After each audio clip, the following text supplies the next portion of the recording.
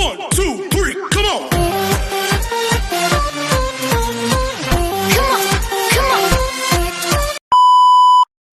Hello beautiful people! Welcome back to my channel. This is your Mama Sam. Hola mga amigo, amiga, kumare at kumpare. Kamusta kayong lahat? Sana lahat po kayo ay okay at safe ngayong araw na ito. At syempre kung ako naman ang tatanungin nyo, nakikita naman ninyo ang beauty ng Mama Sam ninyo. Fresh overload pa rin, di ba? Ganyan talaga kapag umiinom ka ng maraming vitamin C plus kumakain ka ng maraming banana. Dahil sa banana, mas nakakaloka ang ganda ng Mama Sam ninyo. Charot! So, kamusta naman kayong lahat? Sana lahat kayo ay okay na okay ngayong araw ng Saturday. So, happy blessed Saturday sa atin lahat. Nako, ang saya lang dahil nakapagpahinga kahapon ng bonggang-bongga. Tapos, ito nga, ngayon ay Saturday na. So, syempre, gawaing bahay naman tayo ngayon. Linis-linis, laba-laba. At saka, ayun, gagawa ng konting mga kailangan gawin para sa trabaho. At hindi lang yan, syempre, gusto ko rin magpasalamat sa walang sawang tumatangkilik dito sa Mama Sam Vlog. Araw-araw, lagi-lagi. Maraming salamat po sa pagmamahal at support na binibigay ninyo. At saka syempre, sa mga bago nating subscribers dyan, hello po sa inyong lahat. Maraming salamat guys sa pag-subscribe ninyo. Syempre dito sa channel ko. At saka sa mga makasolid na makamamasam dyan. Maraming salamat po sa pagmamahal at suporta. Kaya naman ngayong araw na to, marami akong hatid na chika sa inyo na talaga naman, oh my gosh, magtataas ang kilay ninyo ng bonggang-bongga sa mga pag-uusapan natin ngayon. Kaya guys, huwag na natin patagalin ang ating mga chika. So para sa una nating chika, eto nga kahapon nga ipinakilala na ang 24 candidates ng Miss World Philippines kung saan naman nagpatagisan ng galing ang mga kandidata sa harapan ng mga press, di ba? At syempre nakakatuwa kasi syempre talagang puro bago, oo, ang mga candidates. Kumbaga parang meron tayo mga returning pero kadalasan ay talagang makikita mo new faces dito sa Miss World. At maganda yan kasi syempre, di ba, parang looking forward naman tayo sa mga bagong candidates ngayon. At ayun nga, nakakatuwa kasi medyo malalakas ang laban ng mga kandidata. At yung 24 candidates, ay nako, walang tapon, lahat sila magaling. Pero syempre, 3 corona ang naghihintay para sa 24 candidates. Ito nga ay syempre, Universal Woman, yan dyan din. Tapos, sumunod yung The Global, Miss Global. And then, ayan nga, ang Miss World Philippines. Naku, sino kaya suswertehin? Kahapon, nagbigay din ng award. Ayun nga, ang mga nabigyan ng award ay si Miss Davao, si Ifugao, at saka si UK, Filipino community from UK. So, ako para sa akin, happy naman ako dahil nakita naman natin talaga yung galing ng mga candidates at lahat sila ay pasabog. Kaya sabi ko, okay na din, di ba? So, yun. At let's see kung ano yung ipapakita ng mga candidates dito at kung sino nga ba ang tatanghaling bagong Miss World Philippines for 2026. Di ba? So yan, abangan natin yan. Very soon, malapit na. Speaking of malapit, para sa sumunod natin chika, Beatrice Maclelan. Ito na nga, ready na rin para sa Reina Hispano-Americana na gagawin sa Bolivia this coming February 2022. So nag-expect tayo na aalis si Maclelan sa huling linggo ng January para sa kanyang competition sa Reina Hispano-Americana. So ang tanong ng lahat, makuha kaya niya uli ang corona ng Reina Hispano-Americana? Excited ako dyan dahil alam naman natin na talagang palaban, malakas at matalino ang pambato natin ngayong taon na to. Minsan na natin sinubukan yung galing ni Maclilan nung lumaban siya sa Miss Eco Teen International na kung saan naging first runner-up siya doon. At ngayon, umaasa tayo na kaya niyang maiuwi uli ang corona ng Reina Hispano-Americana 2026 sa ating bansa, kung saan ang reigning queen ay from the Philippines, di ba? So, pag nagkataon, ito yung pangatlo. So, tignan natin kung ano nga bang may offer ni Beatrice dito sa magiging laban niya sa Reina Hispano-Americana 2026. Ako para sa akin, feeling ko malakas to. At ito yung talagang parang feeling ko na kayang mag-back to back. So, looking forward ako dyan. At let's see, di ba? At para naman sa sumunod natin, chika, may nagbabalik. Ito nga, usap-usapan nga sa social media ngayon, ang pagbabalik ng dating Miss Earth Beauty Queen na si Imelda Sweetheart. So, anong masasabi ko daw sa kanyang pagbabalik at magre-representa siya ng Miss Universe Philippines Kalibo Aklan. Si Imelda na remarkable sa atin to during ng Miss Earth dahil 'di ba meron siyang naging attitude doon.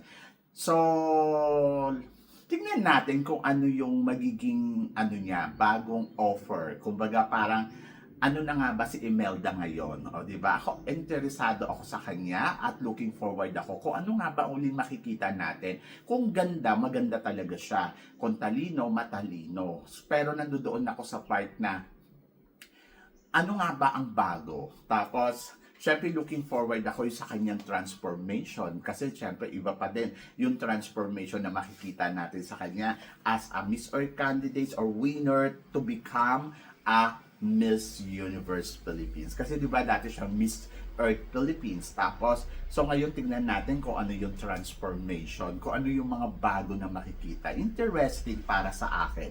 And then, ayun, so sana bigyan natin siya ng chance na mas makilala pa natin siya ng bonggang-bongga, na mas makita natin kung ano nga ba ang ino-offer niya dito.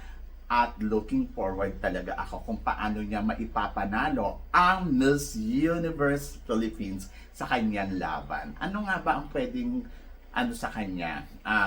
Bukod dyan sa Miss Universe Philippines lang, no? So tingnan natin kung paano siya makikipaglaro sa mga makakalaban niya dito. Interesting to, my gosh. So ngayon pala nakikita ko na parang wow, talagang sobrang paghahanda ang gagawin niya. At naniniwala ako na kaya niya. Di ba? At yon, so good luck and let's see. So isa pa sa mga inaabang na magbabalik daw dito sa Miss Universe Philippines si Roberta Tamundong, ang dating Binibining Pilipinas Miss Grand International na naging top 10 sa Miss Grand International during that time na lumaban siya. So well, I'm so excited din. So looking forward din ako kung ano nga ba ang magiging pasabog, kung ano nga ba magiging eksena, at kung talaga bang ready na nga ba ang Roberta Tamundong na makipagpukpukan, makipagsabayan sa mga magiging kandidata dito sa Miss Universe Philippines. So, tingnan natin kung isa nga siya sa mga magkukumpirma or kumpirmado na magiging officially candidates ngayong taon na to. So, marami talagang nag-aabang kay Roberta Tamundong. Kasi nga, di ba, during that Miss Grand, sinabi naman niya na talagang magbabalik pa siya isang beses. So, tingnan natin kung eto na to. So marami naman pwede kasing maibigay din na pwedeng mai-offer kay Roberta, lalo na ngayon madami din naman corona talagang ina-appoint dito sa Miss Universe Philippines. Pwede siyang maging Miss Charm, pwede siyang maging tawag dito supranational, pwede din siya sa Miss Eco, kumbaga sa Miss Cosmo. Kumbaga parang talagang madami, at kahit sa Eco, 'di ba? Galing siya sa Miss Eco Teen, so pwede niyang makuha ngayon ang Miss Eco International na, 'di ba? So 'yon. So good luck and let's see kasi 'di ba? Interesting kung iisipin mo kung ano ba pag sumali siya dito, makukuha niya ba Miss Universe Philippines or ibibigay sa kanya yung Miss Eco. Kasi 'di ba sa Miss Eco naging title siya dati na Miss Eco Teen. Kumbaga parang mas madali kung isasali siya dito. So yan, yun dyan tayo mga looking forward sa makikita natin dito kay Miss Roberta Tramundong. Di ba? Are you excited for Roberta? Ako kasi yes. Di ba? Hindi lang Miss Universe Philippines ang hinihintay ko para kay Roberta. Kumbaga, after ng pageant, kung halimbawa hindi siya pala rin, tatanggapin niya ba yung ibang corona? So, yun yung abangan natin sa kanya. So, yun! Para naman sa sumunod natin, chika, isa din daw sa usap-usapan na magbabalik ay si Bella Ismael. Oh my gosh, oh my gosh. Interesting to dahil sobrang alam naman natin na iba din ang ganda, charisma, talino ng isang Bella Ismael. So, dati na siya naging first runner-up sa Miss Universe Philippines. At looking forward tayo ngayon kung sakaling magbabalik siya ay kung paano niya na to ipapanalo. So, sa hindi pa po nakakaalam, si Bella Ismael ay isa sa mga pamangkin ng dating Miss Universe na si Margie Moran. And then, ayun nga, looking forward ako kung makukuha ba ni Bella Ismael ang Miss Universe Philippines. Kung masusundan niya yung yapak ng dating Miss Universe 1973 na si Margie Moran. Sabi nga ganun, once na nasa dugo mo ang pagiging isang beauty queen, hindi imposible na ikaw din ay maging katulad niya. Di ba?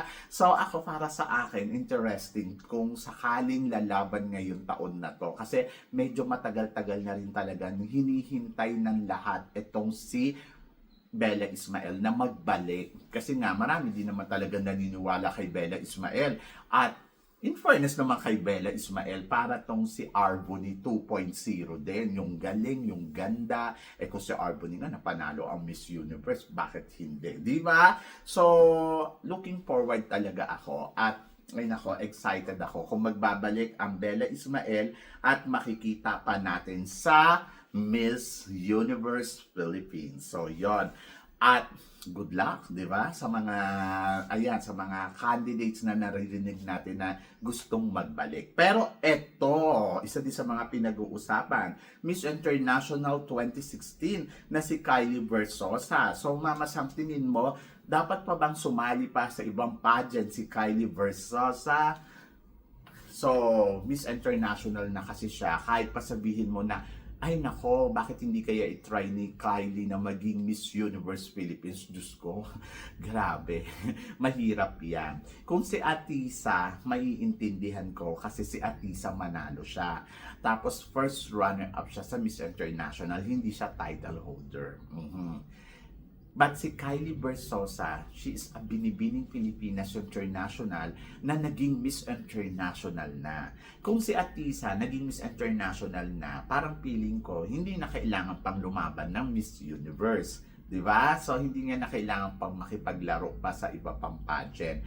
Pero kasi, ito kasi si Kylie Versosa, medyo nakakatakot kasi syempre, international title holder ka, Miss International, Diyos ko, ang Miss International ay tinitingala yung pageant, di ba? So, tapos bigla kang sasali, makikita doon sa ano yun, ayun yung sinasabi ko yung kay Antonia na parang, yung pagiging supranational, kung brilliant talaga yung pageant na sinalihan mo, tapos ikaw ang nag-title, parang hindi ka na pang mag-a-attend pa sa iba. So, para sa akin, pag si Binibining Pilipinas, international, at parang kahit sinong candidates na title holder na sa Miss International, wala naman tayong naririnig pa, di ba, na Miss International na siya, tapos nag-a-attempt siya na sumali sa Miss Universe or national pageant para sa Miss Universe, di ba? Wala pa. Kasi syempre, Diyos ko, ingatan nila yung title na yan. Kapag once na ginawa nila yan, parang magda-downgrade yung pageant na naging title sila kapag sumali pa sila. So, ako para sa akin, no need na para kay Kylie Versosa. Mas gusto ko na si Kylie na manatili siya sa Miss International at kahit sa MGI, parang feeling ko hindi. Hindi. Ganon, MGI All-Stars. So, mga ganon, hindi nga na kailangan patunayan ng sarili niya dahil she is Miss International. Yung branding, ayun yung kailangan niyang pag-ingatan. Yung branding na hinahawakan. Kaya nga, di ba, may sumaling Miss Earth, title holder ha, Miss Earth, sumali sa national pageant, tapos ginawa lang runners-up doon sa national pageant. National pageant pa lang yun. Oh my gosh, sayang. Oh, sana pinanatili mo na lang Miss Earth ka, 'di ba? Si Catherine Spin, ano ba 'yon? Oho, ayun, ganon ang nangyari, nakakaloka. Kaya hindi po pwede na bigla-bigla silang susugal. Yung kay Atisa, maiintindihan ko kasi she is first runner-up. Sabi ko nga kapag mga runners-up ka, first runner-up or ano, okay yan. Halimbawa, Mucha Datol, gusto nyo pa sumali sa Miss Universe Philippines, naku, wag na. Okay na si Mucha ay Miss supranational. Yung mga tipong ganon, di ba? Para hindi naman na nila kailangan patunayan na maging queen kasi narating na nila kung ano yung dapat nilang marating. Agree ka ba? So, yan. Kung agree ka, mag-comment ka. So, yan. At para naman sa sumunod na chika, eto nga, Diyos ko, nakakaloka din to. Si Fatima. Si Fatima. Mas marami daw na halakhak ang binigay na, ano ba to, yung komento, reaction sa page ng Miss Universe page. Kasi nga, di ba, naglabas sila ng interview doon. So, magbibigay ako ng reaction sa Some Bruises Crown regarding doon kay Fatima. Pero, yes, naiintindihan ko kung bakit siya pinagtatawanan ng mga audience. Naiintindihan ko kung bakit ganun yung reaction ng tao sa kanya. Naiintindihan ko na kung bakit ayaw sa kanya. Ayaw sa kanya ng mga tao. Hindi ako nagtataka at hindi rin ako nagugulat. Kasi nga, Diyos ko, patawarin ako ng Diyos. Nakakaloka na talaga. Naluloka na talaga ako sa Miss Universe kung bakit siya. Hindi ko maintindihan. Sa dami ng top 5 doon na magagaling, ando doon si Cote, parang feeling ko dapat siya na lang yung nanalo. Mas i-accept ko pa. Kasi mas hindi man siya ganong kagandahan na katulad ng sinasabi nila na maganda daw si Fatima. Hindi siya ganong kagandahan pero nandoon na malalaman mo na Miss Universe caliber siya because of her strong, especially to speaking. Confident. Tapos, speaking. Tapos, pwede din si Atisa. Hindi man natin masabi na si Atisa ay kasing galing ng katulad ng mga naging Miss Universe. Pero, masasabi ko, pasado bilang reyna ng Miss Universe. Kasi yung beauty, yung eloquent, so yon. So talaga masasabi mo prototype na maging Miss Universe. Ganon. Kasi yung ganda ni Atisa, Diyos ko, hindi ka makakakita ng basta-basta na ganyang kaganda. Di ba? So parang feeling ko si Atisa pasado. And then si Venezuela.